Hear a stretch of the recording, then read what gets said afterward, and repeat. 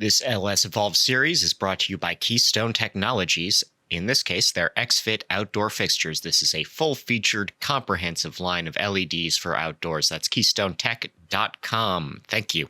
Hi, my name is Art Hushin. I'm going to talk to you a little bit about premise liability and lighting as it relates to CPTED. Having testified in some court cases and been involved in some of the research, some of them as well, we find this area what's really confusing to a lot of business owners. Again, what does my insurance company want me to have on the property, and what does premise liability lead when I think about an incident taking place on my property? There's so much we have to consider. First thing we have to look at, are you aware that your lighting doesn't even meet some of the minimum standards that are out there, for example, through IS? And if you're aware of that and something does happen and you made no effort to correct that, then it's going to come back in the future and you're going to have to address that at some point in time if something does take place. Insurance companies, providers might say, here's what you're looking for. But what they don't consider, though, in many cases is crime, what is taking place on the site before, what's taking place around you, and have you ever had a security assessment done on that property?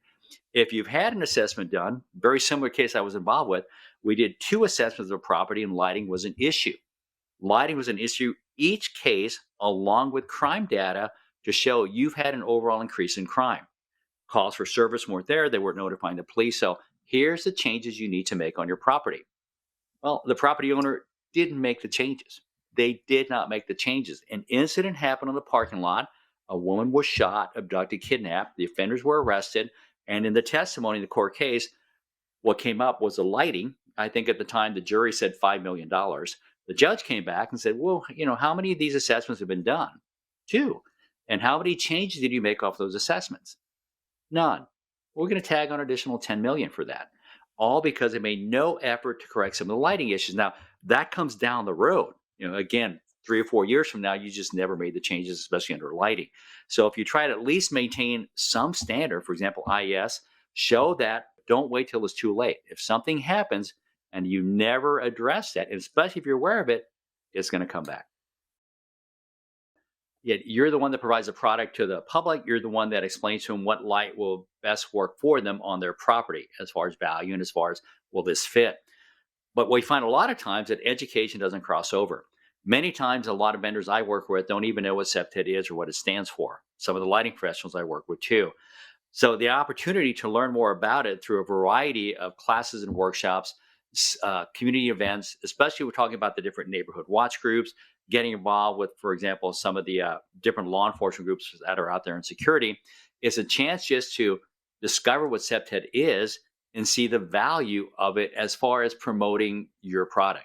If you're looking at a certain light that is a cutoff fixture that does follow that color rendering, again, that looks at providing good uniformity, the public should know about that. They should know it's one of the tools they can use under the CPTED program to apply that fixture to their site and providing the lighting they need based after the CPTED of natural surveillance and lighting where you need it. But there's just no communication. A lot of times a vendor will come in and say, buy this, buy this, buy this. Well, why? Well, it's because it's the best light out there. This is how it works for you under the CPTED program. This is how we help light the space, control glare, and keep it on the ground. And that is key to so many. Most cities we work with, especially on the law enforcement side, they understand lighting to a certain degree. And when a vendor tries to come in and push something that they know doesn't work, it just doesn't sell well. But if they say this meets some of your CPTED requirements, whoa, I'm interested now. You're speaking my language. So how can we apply that to our property? How can we make this work long term? Thank you so much for allowing me to speak to you today. My name is Art Hushin. If you want to learn more about CPTED, please visit our website at cptedtraining.net or become a member of the U.S. CPTED Association at uscpted.com.